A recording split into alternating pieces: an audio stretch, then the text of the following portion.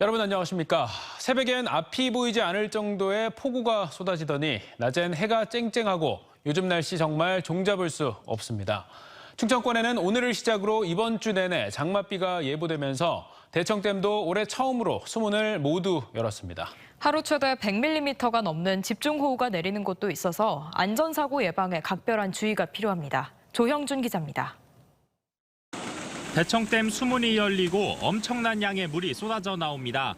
잠시 뒤 수문 6개가 모두 개방되더니 초당 최대 700톤의 물을 내뿜기 시작합니다. 대청댐 상류 지역에 수요일까지 또다시 100mm가 넘는 비가 예상되자 조치에 나선 겁니다. 금일부터 다음 주 수요일까지 기상 상황에 따라서 초당 1000톤 이내에서 안정적으로 상반기, 전반기 상한 수위 유지를 위해서 조절 방류할 계획입니다. 세종엔 시간당 40mm 이상 비가 쏟아지는 등 한때 호우특보가 내려지며 피해도 잇따랐습니다. 25층 규모 아파트 현관에 빗물이 들어차며 승강기 2대가 침수돼 주민 200여 명이 출근길 불편을 겪었고 아람찬교 인근엔 유출된 토사가 도로를 덮치는 등 세종과 충남에서 모두 20건의 피해가 접수됐습니다. 피층으로 물이 다 들어왔고 그 물이 나갈 곳이 없으니까 엘리베이터실로 다 떨어진 거예요. 그래서 지금 엘리베이터 2기가 모두 지금 수리 중이고. 대전과 세종, 충남엔 지역에 따라 돌풍과 천둥, 번개를 동반한 세찬비가 내릴 걸로 보입니다. 하루에 30에서 100mm, 많게는 120mm 이상 내리는 곳도 있겠습니다. 우리나라 북쪽을 지나는 기압골의 영향으로 매우 강한 비가 내릴 것으로 예상됩니다. 특히 이 비는 화요일 밤과 수요일 새벽 사이에 집중되겠고 비 소식은 이번 주 내내 중부 지역에 이어지겠고 한낮 기온이 30도 안팎 낀 무더위도 찾아오겠습니다. 특히 습도가 높아 일부 지역에선 최고 체감 온도가 31도에서 32도를 웃돌겠습니다. 기상청은 이번 주 북태평양 고기압의 확장 여부에 따라 비가 집중되는 시간과 장소도 바뀔 걸로 보인다며 앞으로 발표되는 기상 정보를 참고해 줄 것을 당부했습니다. TJB 조형준입니다. 천변을 걷다 보면 다리 밑에 텐트를 치거나 비닐이나 박스로 공간을 만들어서 생활하고 있는 노숙인들 심심찮게 볼 수 있는데요. 산책하는 주민들이 불안감을 호소하는 가운데 폭우로 하천이 범람하면 인명피해로도 이어질 수 있어서 적극적인 단속과 대책 마련이 필요하다는 지적입니다. 양정진 기자가 현장을 다녀왔습니다. 다리 밑 구석에 숨어있는 텐트가 보입니다. 대전 천변을 따라 늘어선 노숙인 텐트입니다. 비닐과 박스 등으로 생활 공간을 만들어 숙식을 해결하던 흔적도 남아 있습니다. 일부 주민들은 처지가 어려운 건 이해되지만 산책로 한가운데 노숙인들이 있어 불안하다는 반응입니다. 혹시라도 다가와서 어떤 말을 할지 혹시나 뭐 피해를 주진 않을지 그런 느낌도 들기도 하고 그래서 좀 약간 무서운 생각이 듭니다. 민원이 이어지자 최근 경찰은 유관기관과 합동점검에 나서 텐트 철거를 요청했습니다. 여기서 지내시는 거 위험하시지 않으세요? 위험하긴 하지. 그래서 이제 뭐 단속이 나온다 그러니까 일단은 준비를 해놓고 있어요. 다시 들어가시려고? 아니야. 여기 임시 어디 갔다가 또 저기 한번 더 와야죠. 장마철 집중호우가 시작되면 이 하천물이 범람해 자칫 텐트에 사는 노숙인들의 인명피해로도 이어질 수 있습니다. 실제로 2017년과 2018년 경기도 남양주시와 용인시에선 하천변에서 지내던 노숙인들이 호우로 불어난 물에 휩쓸려 숨지기도 했습니다. 노숙인 지원시설에서 하루에 4번씩 나와 시설 이용을 권하고 있지만 쉽지만은 않습니다.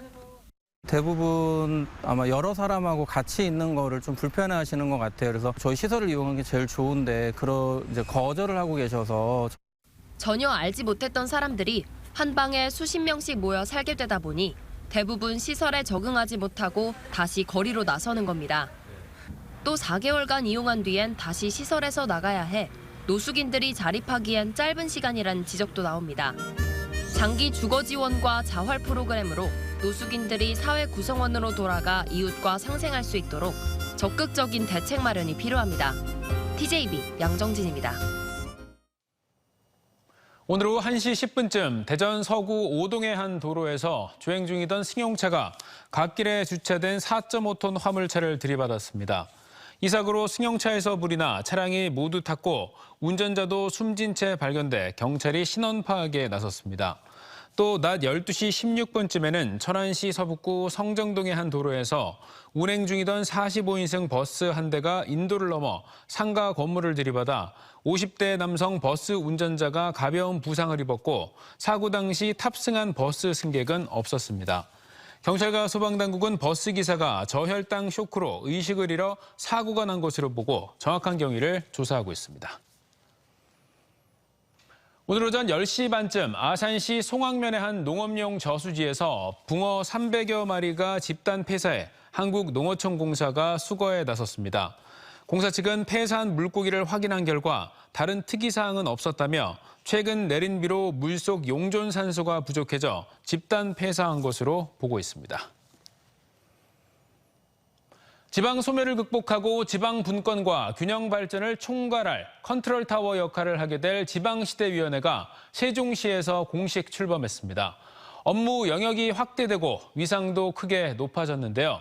하지만 자문기구 성격으로 출범해 집행력 한계에 대한 우려가 남아있고 수도권 공공기관 2차 이전 등도 여전히 풀어야 할 과제입니다. 장석영 기자입니다. 새로운 지방시대를 열기 위한 대통령 소속 지방시대위원회가 세종시에서 공식 출범했습니다. 자치분권위원회와 국가균형발전위원회가 하나로 통합된 조직입니다. 지방분권과 균형발전이 분산 추진되면서 상호 연계가 미흡했던 것을 일원화해 효과적으로 대응하겠다는 목표입니다. 정책 컨트롤타워인 위원회와 지원 조직인 기획단이 설치돼 향후 5년 동안 국정과제와 지역 공약을 총괄하고 정책을 시행하게 됩니다.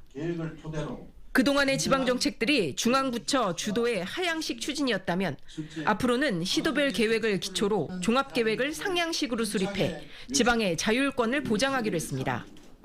위원회의 역점 사업으로는 기회발전특구 지정 운영입니다. 그동안 지방에 대한 적극적인 투자를 유도할 인센티브가 부족했다는 지적에 따라 수도권 기업의 지방 이전을 유도할 파격적인 조건들을 내걸겠다는 겁니다.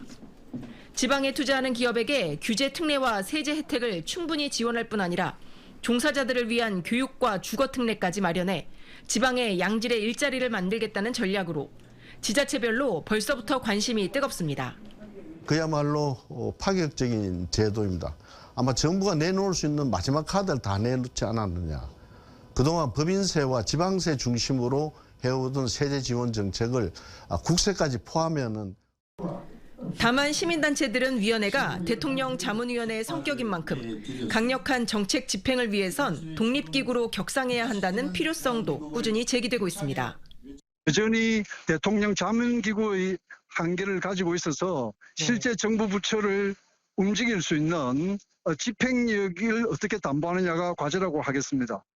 현 정부 국정과제 중 하나인 수도권 공공기관 2차 이전이 내년 4월 총선 이후로 미뤄진 것도 아쉬운 대목입니다. 이르면 올 연말부터 예상됐지만 지자체 간 과열 경쟁을 이유로 공공기관 추가 이전이 연기된 겁니다. 대전 충남이 3년 넘게 혁신도시로 지정된 채 정부 발표만 기다리고 있는 상황에서 특단의 조치가 필요하다는 목소리도 커지고 있습니다. TJB 장석영입니다. 동물 유전과 관련해 전 세계 1,000명 이상의 전문가가 참여하는 2025년 세계 동물 유전학회 총회 개최지가 대전으로 결정됐습니다. 대전관광공사는 이번에 한국관광공사와 한국동물유전육종학회 등과 함께 총회 유치 경쟁에 뛰어들어 이탈리아와 중국, 미국을 제치고 과반 득표에 성공했습니다. 세계 최고권위 학회 행사가 우리나라에서는 처음 열리는 만큼 동물 유전학 분야의 국제적 위상을 한층 견고히 하는 계기가 될 것으로 기대됩니다. 대전과 세종, 충남 지역의 출생 미신고 아동 수사 의뢰 건수가 94건으로 나타났습니다. 대전경찰청은 의뢰받은 43건 중 6명의 경우 범죄 혐의점이 없어 종결 처리했고 13명에 대해서는 위탁과 유기, 불법 입양 여부를 조사하는 한편 나머지 24명은 소재를 파악하고 있습니다. 충남경찰청은 46건 중 2명은 범죄 혐의점이 없어 수사 종결한 데 이어 2명은 입양 사실을 확인했고 나머지 42명에 대해서는 소재 파악에 나섰습니다. 세종경찰청은 현재 5건을 수사 중인데 아직 종결된 사건은 없다고 밝혔습니다. 대전천으로 단절돼 있던 역전 지하상가와 중앙로 지하상가를 연결하는 지하 보행 통로가 3년 7개월간의 공사를 마치고 개통됐습니다. 800여 개가 넘는 점포들이 들어선 두 지하상가가 하나로 연결되면서 원도심 상권 활성화에 큰 보탬이 될 것으로 기대됩니다. 김철진 기자의 보도입니다. 대전을 대표하는 지하상가인 역전과 중앙로 지하상가, 총 800여 개의 점포가 넘는 상가들이 입점해 있지만 대전천을 경계로 두 상가가 단절돼 있어 고객 불편은 물론 집객 효과도 떨어질 수밖에 없었습니다. 역전을 간다고 하면 지상으로 올라가야 되는 불편함이 있었죠. 근데 이제 비가 오고 눈이 오고 바람이 심하게 불면 대전 시민분들은 좀 불편함이 좀 많았습니다. 대전천 목척교를 중심으로 끊어져 있었던 역전 지하상가와 중앙로 지하상가가 하나로 연결됐습니다. 폭 11m, 410m 길이의 지하 통로에는 보행자 통로와 더불어 웹 디자인과 영상, 공예 등 다양한 분야의 청년 창업을 지원하는 청년 창업실과 복합문화공간, 전시공간 등이 조성됐습니다. 대전시는 목척교 주변 보행자가 하루 최대 19,000여 명에 이르는 만큼 시민들의 보행 편의 개선은 물론 지역 상권 활성화에 큰 보탬이 될 것으로 기대하고 있습니다. 상권 활성화하고 또 나아가서 시민들 불편이 상당히 해소되리라고 보고 있습니다. 이걸 기폭제로 해서 영시축제까지 포함해서 원도심 활성화에 더 박차를 가하겠습니다. 지난 2019년 10월 착공한 지하상가 연결 사업은 2021년 10월 준공이 목표였지만 지작물 조사 과정에서 공사가 지연되면서 완공이 1년 8개월이나 늦어졌습니다. 이 과정에서 장기간 소음과 진동으로 공사 구간 인근 건물 곳곳에 균열이 발생해 보수가 필요하다는 진단이 나왔고 이를 둘러싼 갈등은 풀어야 할 과제로 남아 있습니다. 지하상가 해당 구간 주변 건물에 대한 피해 대책 마련은 아직 진행 중으로 알려졌습니다. TJB 김철진입니다. 절기상 초복이 하루 앞으로 다가온 가운데 닭고기 가격과 삼계탕 값이 많이 오른 것으로 나타났습니다. 축산물 품질평가원 유통정보에 따르면 닭고기 1kg당 소매 가격은 평균 6,364원으로 지난해 같은 기간에 비해 755원, 13.5% 오른 것으로 조사됐습니다. 또 대전 지역 삼계탕 가격도 한국소비자원 외식물가 정보에 따르면 지난 5월 기준 평균 15,000원으로 지난해 같은 기간에 비해 1,600원, 12% 인상됐습니다. 이 같은 현상에 대해 농림축산부는 생산비가 오르면서 축산 농가들이 사육 규모를 줄였고 생산성도 떨어져 육계 공급이 감소했기 때문으로 분석했습니다. 장기간 경기 침체가 이어지면서 대전 지역의 중대형 상가 공실률이 계속 높아진 것으로 나타났습니다. 정부 국가통계포털에 따르면 올 1분기 대전 지역 330제곱미터 초과 중대형 상가 공실률은 16.2%로 지난해 같은 기간에 비해 1.8%포인트 늘었고 코로나 사태가 심각했던 지난 2021년 1분기 공실률 13.9%를 훌쩍 넘어섰습니다. 이는 소비심리 위축으로 소상공인들의 매출은 감소한 반면 대출금리 인상으로 상가 투자자들이 임대료를 낮추지 않으면서 폐업이 증가했기 때문으로 풀이됩니다. 공인중개사와 짜고 사회초년생을 상대로 수십억 원 규모의 전세 사기를 벌인 50대에게 실형이 선고됐습니다. 대전지법 설승원 판사는 지난 2021년부터 지난해 3월까지 공인중개사 B씨와 공모해 임대차 계약 시 선순위 보증금을 허위로 알려주는 방식으로 대덕구 소재 다가구 주택 2곳에서 32명으로부터 35억 8천만 원의 전세 보증금을 받아 가로챈 51살 A씨에게 징역 6년을 선고했습니다. 설승원 판사는 피해자의 삶을 흔드는 중대 범행으로 피해 회복을 위해 노력하지도 않았다며 양형 이유를 설명했습니다. 원룸 밀집 지역을 돌며 잠기지 않은 창문을 열고 집안을 몰래 들여다본 30대가 집행유예를 선고받았습니다. 대전지법 오명희 판사는 지난 3월 대전 서구 탐방동 일대 다가구 주택에서 이웃들의 집 창문을 열어 들여다보는 수법으로 여러 차례 주거 침입을 한 혐의로 33살 A씨에게 징역 1년에 집행유예 2년을 선고했습니다. 오 판사는 경찰 수사를 받는 중에도 또다시 동종 범행을 저지르는 등 죄질이 불량하지만 잘못을 반성하고 피해자들과 합의한 점 등을 고려했다고 설명했습니다. 세종 북부경찰서는 지난해 11월부터 지난달까지 인터넷 중고 사이트에서 특정 물품을 구매하고 싶다는 글을 올린 피해자에게 접근해 스마트폰과 공연 티켓을 판다고 속여 66명으로부터 1억 3천만 원을 가로챈 혐의로 30대 남성 A씨를 구속했습니다.